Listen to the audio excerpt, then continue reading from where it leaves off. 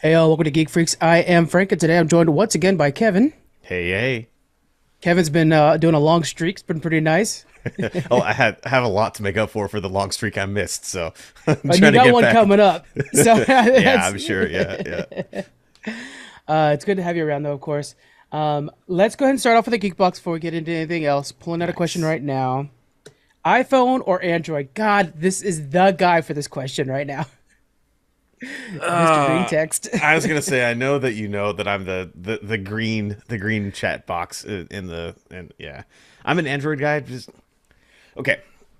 So there was a time when people swore up and down that Apple computers were better than PCs. Right. And I was always a Microsoft guy. Always been a Microsoft guy. Still am. Will always be a PC guy. Hmm. When I first got my very first smartphone, it was not an Apple device. I've only ever had one Apple device, and it was an iPod, and didn't use that thing very much. So I've never had the need for an iPhone. Never wanted to. I've never used my phone for like everything that you can do for it. You know, I like Yeah. browse the internet. I have got my social media apps, and I text. That's essentially it. So I'm an Android guy because it's simple for me, and I don't need to have another account that has all my information when Google already Yeah, has it all. that's and Apple likes to take as much as they can. They do feel like, I mean, of course, they're all billion-dollar companies. They make their money off our information, but it does feel like they're a little bit better about it than other companies. That might be just false securities on that one. South Park did like a whole episode, the human centipad, Yeah, that's fair. based on the TOS for Apple devices. So, And I do click that button, assuming that I'm not going to be in a human yep. centipede. So, yeah, definitely iPhone for myself, of course. I'm an Apple Watch guy, Apple headphones guy. The only thing I don't have is an Apple PC because, like, I'm not crazy. I gotta be able to play Right. video games. But I'll do everything else Apple for sure. You'd have to have like a dual boot system at the very least to either have Windows or maybe Yeah. Steam OS or something if you had a Macintosh. I don't know if they still God, call them all that sounded like a Macintoshes. pain. Yeah. Uh, yeah. So I remember back in the day when PC gaming was first a thing, it was kind of just only Apple, right? Like Oregon Trail days and stuff like that. I remember only playing on Mac. I don't remember. Oh.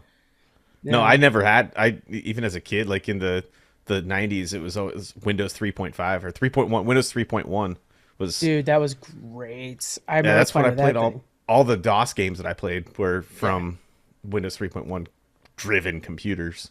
Yeah. That's the good times, man. Back then, you used to be able to make macros. Well, I'm sure you probably still can somewhere, but you used to like drag your mouse around and make macros. So that I would set up a macro for literally everything you could possibly do, just because I thought it was like future tech. The future is now. All right, some information on the network, guys. We have new bonus episodes coming from Challenge Accepted. These are going to be, if you guys listen to our A24 episode, read by me, these are going to be similar. Thomas had a really good idea, like, hey, why don't we do a lot more of those, but we'll make them just for Patreon. Good kid. And also, they made a new partnership with Spotify, so you could just add our feed to your Spotify account. You can kind of do it with all of them, but it's a lot easier now with Spotify. And so, boom, you can just listen to all your Patreon exclusive content over there. It's just $1 a month to join. Our first one's going to be the life and career of Christopher Nolan. Makes sense because we already covered a lot of his movies, so we're going to do that again. And we finish it off with a top five. So that'll be coming out this week. And I promise to not sound like a robot. That last one, I heard it from Thomas, man. I was just like, I had it all written out pretty and stuff like that. And I wanted to sound like some, Ken Burns documentarian kind of guy, and I sounded too roboty, so I'm a little more playful with it. Just I promise, it should be good. It's always a tricky balance to keep when you're trying to. You don't want to over prepare, you don't want to under prepare, but when you over prepare, you're trying to read the script and you're trying to keep up with it and trying to Yeah, keep on. So you're trying to read it, and then you're like, and then he grew up, and he was yeah. That's yeah. yeah. I was like, this was a Ben Steinbrenner or whatever. I'm totally doing that. Wow. That's a deep cut right there, guys. All right, let's jump into the news. First off, Wonder Woman is not coming back for the DCU. So this is really odd situation where Gal Gadot's like, "Oh yeah, I had a conversation," and then James Gunn and Peter Safran are like, "We don't know what she's talking about. She's definitely not our new Wonder Woman." They're gonna do one that takes place in the Wonder Woman universe called Paradise Lost. It's a series, and it is like 1,000 years before Wonder Woman's even alive. So it's definitely not that. We don't know if Wonder Woman will ever come back. Do you feel like she's super vital to a new DC universe? Well, I mean, I'm gonna try to not backtrack on what I said last week, where I think that she would have helped. Like, she's a familiar enough face. I'm not going to say she's vital because I don't think any one person's vital to DC right now Yeah. because DC doesn't have an identity of its own. The DC movie universe, at least right now, doesn't have its own identity right now, so nobody's vital to it. Hopefully, James Gunn will change that, but Right. yeah, at this point, no, not at all. Well, just with the trilogy, the famous DC trilogy or trilogy Trinity, with Superman, Batman, and Wonder Woman, I feel like you have to have those three around. So I think if we don't have her planned, we need to have it kind of like foreshadowed in some way that yeah, we will get our Wonder Woman, we will get our Batman pretty soon. I mean, Superman's gonna be the first one out the gate. It's gonna be tricky without it. Yeah. All right, Red Dead Redemption's coming to Nintendo Switch and PlayStation 4. This thing's gonna be $50. Would you buy a port, not a remaster, not a remake, a port for $50? No, just no. I mean, people can play this on their Xboxes, on their Xbox Ones, the Xbox 360 version. If you had a 360 disc, you put that in there and you just upconvert it for free. Why would you Yeah. need to? No, I'm all for Switch games. I have my own Switch collection that you can't see on the camera right now, but I've got my own Switch collection brewing. Not one that I'm selling, that I'm flipping. It's my own, my personal collection, and that game will never be a part of it, just because it's so easy to have it on every other device that's come out since what Red Dead Redemption is 2009, 2010, Yeah. Yeah, it's real somewhere in old. I there. played it recently just because I wanted to play Red Dead 2 and I was like, I need the story. But yeah, to me, $50. I mean, this should For be a like a nice, 360 cool. port. I know. Just give us the $20. Like that's good for me. $20 still feels fine for a port. It's kind of the going rate, anyways. And I mean, you're not gonna give it any kind of soft remaster. I think Rockstar botched that GTA remaster so bad that they're afraid to touch it again. Well, that was the thing. Is yeah, that's it's probably the exact same thing. Actually, is they were probably planning on calling this a remaster, and then realized they didn't really remaster the Grand Theft Auto one, and oh, this is just like the Grand Theft Auto one. Let's not call this one a remaster. That kind of yeah went poorly last time. Yeah, it's a really good story, a really good game. We need a Red Dead. We need a Red Dead remaster, sure, but I mean, just like let's start getting some updates on the franchise. I feel like Rockstar, like we see with a lot of video game companies, they found out that they could do multiplayer and just start milking that for cash, and all development shifts to that. And it's a shame because what got you guys big was these huge Grand Theft Auto titles. And man, GTA 6 feels like it's forever away. We never hear really any updates on it. Yeah, I mean, it's all the big game companies are like that. Bethesda's been working on Starfield for how long now, and it's just coming out 3 weeks from now, 2 weeks from now, something like that. Yeah. If it does, I'm still skeptical, I honestly. know. But yeah, I don't think it's a bad thing. It's a bad thing to focus all on multiplayer when you're a single player company, for the most part. But focusing on one game at a time, I don't think is a bad strategy. Even with Bethesda, Fallout 76 feels like Oh, you true. just Yeah. slowed down their two better games with Elder Scrolls 6 coming up like 6 years from now. Freaking crazy. So yeah, it just feels like I wish that these multiplayer games, I don't know, had a separate team, add additional developers. Lord knows they could use the work right now, and it just drives me nuts. Yeah, the one time I'm gonna say this, they should learn from Ubisoft. The one time I'll ever say they should learn from Ubisoft, because Ubisoft has different teams working on different games, not just different franchises, but like take Assassin's Creed, because I always talk about Assassin's Creed. They've got one team working on Assassin's Creed Mirage that's coming out later this year, and then a full other team working on the next open world RPG one set in Japan, I believe. So, Yeah. and plus the mobile game that's coming out that actually looks kind of almost okay. Uh-oh. Kind of Maybe mobile kind of gamer. almost. It's a mobile game, so it's going to have a bunch of Yeah. gotcha stuff that I'm not Yeah, of for, course. but yeah. But yeah, even with Ubisoft, the way they do it is it's like different studios. So sometimes you feel like like the Montreal one. Anytime the Ubisoft Montreal makes something, like this is going to be better than others. It's like they have their own. And you feel the signature of that certain studio that's working on it. Yep. Nice. Next up, TikTok is adding. We talked about how they added podcasts, and it was like just as soon as that released, they added something new. So this actually came as an announcement through Peacock. They're trying to advertise this show called Killing It. It's a whatever show, but the idea is that they're going to be airing the first 3 episodes for free on YouTube and on TikTok. Now, Peacock shows are 22 minutes long. That's how sitcoms work. So it's going to be 22 minutes on TikTok, and I suspect that it'll be vertical or whatever, horizontal, the other way. And so it'll be a little different. Uh, this feels like it's another step. We just talked about how TikTok's going for those podcasts. Do you think TikTok's trying to oh, we see that Twitter's stumbling. Let's try to become the new big platform. Yeah, I actually do think exactly that. Like, I've been going ever since that time that we talked last week on the podcast about TikTok adding more long form stuff to its to the rotation. My For You page has actually had stuff that's longer than a minute, which used to never happen. My For Yeah. You page was always a cap at 59 seconds, but now I'm getting stuff that's like 7 or 8 minutes, 10 minutes. And it seems weird because I thought the cap before was 3 minutes on stuff like that. And now I'm getting like really long form stuff. And I think it's, I think it's a good thing for me. I have the attention span for it. Kind of weird to say because I always talk about how bad my attention span is, but I'm here for it. I like it. Yeah. I know 10 minutes is the longest length now. With this, though, going up to 22 minutes, it feels like they're just fully going to aim at YouTube. And if that's the case, then we're going to start uploading full length podcasts on there. Like, why not? But yeah, I just find it interesting to see. We've seen so much stuff like just today. Like, I hate the news.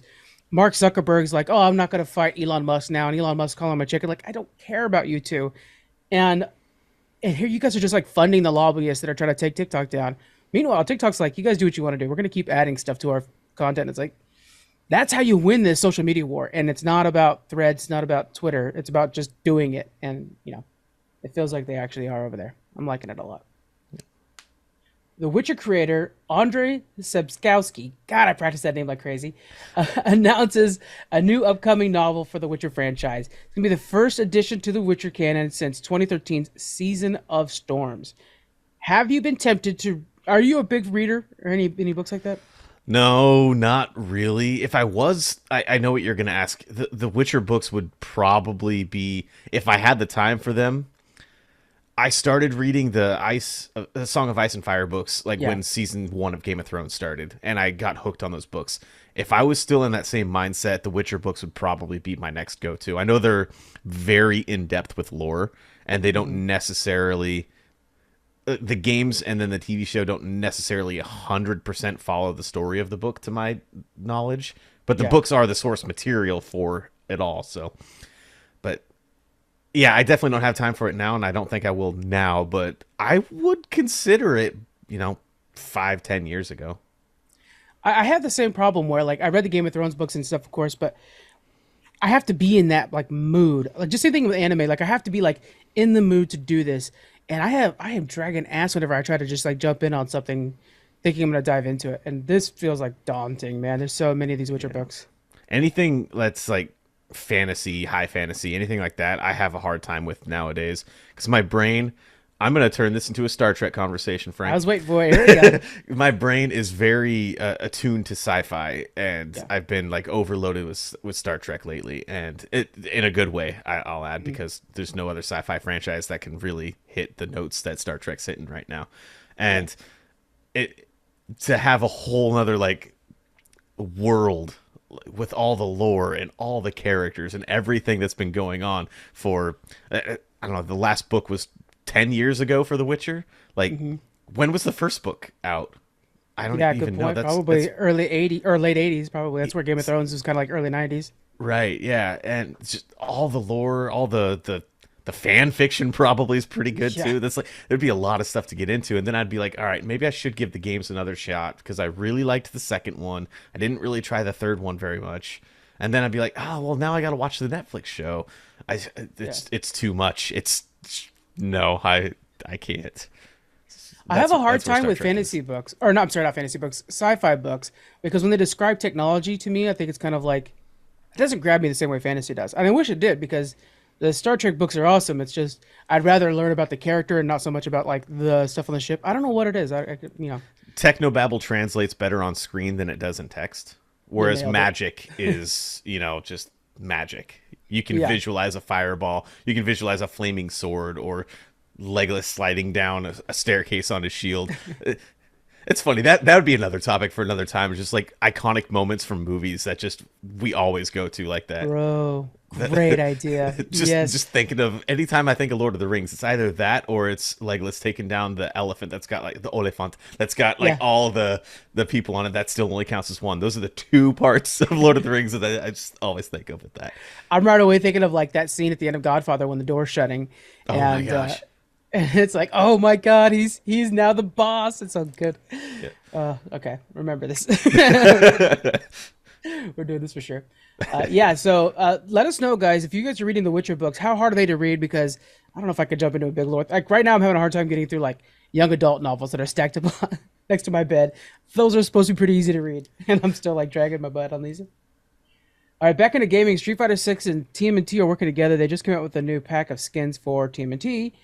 Now, the hard part with this is they're not new characters, they're only skins, and you're being charged $15 for this. Do you feel like when you're playing a game that you necessarily need the new character? Because I feel like I'd rather have more content in the skins, I think, personally. I've never understood the skin craze. I know it pretty much originated, to my knowledge, with Counter-Strike, and that was like where the skins started coming in. Like everybody wanted the best knife skins or the whatever, and then every big multiplayer, the competitive multiplayer game since then has had some form of that. I don't understand that. New characters for a fighting game, I could see that as worth money because somebody somewhere is going to have it. So if you want the competitive edge, then you have to buy it too. But not skins. Come on, man. Yeah, no. So I was big into League of Legends back in the day. Season like 2 is when I first got into it. And they have a really kind of smart policy back then. Who knows what it is now. But it was like a new character every month, but new skins like every week, really. They were coming out fast. And what was really smart, and they got me every time, is when they came out with the new character, they automatically came out with 2 additional skins for them. You could buy as a bundle. Oh, bundling skins. Yeah, I'm in. They always had me $20 on that one. The more content update coming into those skins than the characters, because I feel like characters, the balancing is such a pain in the ass that sometimes it just throws the game out of whack, and then everybody's got to play that character, and that creates a whole new problem that you're just circling around the entire time, you know? Yeah, that's something I don't ever have to think of because it's very prevalent in fighting games and in MMOs. When you add something new to that, you got to balance it. If it's not balanced, it changes the entire meta of the game, which is a whole nother thing that keeps me out of those genres specifically. Is because I don't want to play the game outside of the game to be able to play the game. That's just too much. That's a great another topic for another time right there. Game metas. I want to talk about that, man. I would love to talk about that too. Every time we go back to World of Warcraft, like there's always a moment where like right now it's actually Squeaks. Somebody's like, hey, I want to play WoW again. I'm like, all right, I'm resubbing, let's do this. The first thing they do, and I do it myself just so I know where I'm standing, is check the DPS charts. How much damage does my character do compared to other characters do? And they'll pick their character based off whatever number 1 is. Well, every Tuesday there's new patches that come out that'll fix that. But what's a shame is because that sets the new meta for that season, when you're wanting to play with other people, they know what that meta is too. So they're not going to take you if your character is ranked lower because they think like, oh, no, but like I might be the best player ever at that character and will outperform what those numbers are saying. But people they get that meta stuck in their head, man, and it's hard to work around that, you know? Yeah. Damn shame. I even fell for that with Diablo 3 in the season mode. And that when I played single player. Like, I never really cared too much what the meta was, but I always looked to see what the best the best spec for whatever class I was going to play for that season was going to be. And I usually didn't stick with that because it requires finding, like lucking out and finding all the gear and stuff to go with it, which is a whole other topic for a whole other, I'm never going to talk about that. But You know, that actually brings up a really good point. Lariat just put out the numbers for Baldur's Gate, and I literally, like, 20 minutes ago just finished downloading that thing onto the Steam Deck, so I'm going to be playing that here tonight. Nice. And they put out the numbers, and they show, like, what classes are being played, and, like, Paladin, by a mile, is everybody's favorite class. Really? Yeah, and I wanted to play Paladin, but then right away I'm like, this makes me want to play Cleric because it's the least played. And then it's like, that shouldn't have any bearing on me. Why am I doing that? Does that ever happen to you? Yes, I always am. I'm the contrarian. I always have to play the opposite. Same. I want to anyways. Yeah. I always have. So we were talking last week or maybe it was the week before. It was the one with when Squeaks was here with us, The week and before. we were talking about like the bard class, and I'd never play the bard. My character's a bard. Like I'm serious. Oh, Like you are cool. yeah, I rolled a bard, and I'm having a blast with it. But she is like dog shit in combat. Like I've got no combat skills, but if I can avoid combat, this character that I made, she's the one that can do it because of her dexterity, charisma, and all of her persuasion and just ability to bard her way out of situations. Yeah. It's awesome. I can't wait to dive in. Like the numbers came out and they're saying like 90% of players spent more than an hour in character customization. I can see that. So great. Matter of fact, there's a new patch. Watch your ears for the kids. They just fixed the penis clipping issue that was going on. So taken care of, folks. You're good. Nice. The struggles are real, guys. Yeah, so I'll give you guys an update. I'd like to stream that, but man, it's 150 gigabytes downloaded on the Steam Deck. Took a while, so I might have to. It's hard to do that twice. Yeah. All right, next up, Disney Plus is trying to crack down on password sharing. It's going to start in 2014. Yeah, they're also going to be increasing prices by about $3 for everything. Boo. Fully, man. I mean, first off, like let's be honest, I use Jonathan's account, so that sucks. Well, isn't it usually they do one or the other, or at least one and then Right? later do the other? Like Netflix, they were cracking down on stuff, but like, all right, we're not going to crack down on it, but we're going to raise prices. So they raise the prices, and then they crack down, and then they raise prices again. Yeah. That's just a good PR move. And this Yeah, one, right. amid the writer's strike, we're all pissed off at Bob Iger anyways, and he announces this, and we're like, bro, you better be announcing a deal with the writers and the actors very soon if you're going to be pulling this. Yeah. I just don't. To me, Disney Plus does not have the value to do this kind of move. Netflix is losing that value. I think there's very few. Hulu, YouTube. Matter of fact, YouTube told me today actually that I'm going to lose my student discount because I've been using it too long, which I definitely have been. But I'm like, I can't drop that YouTube, man. If I watch one YouTube ad, I freak the fuck out, man. I hate those YouTube ads. They're very invasive too.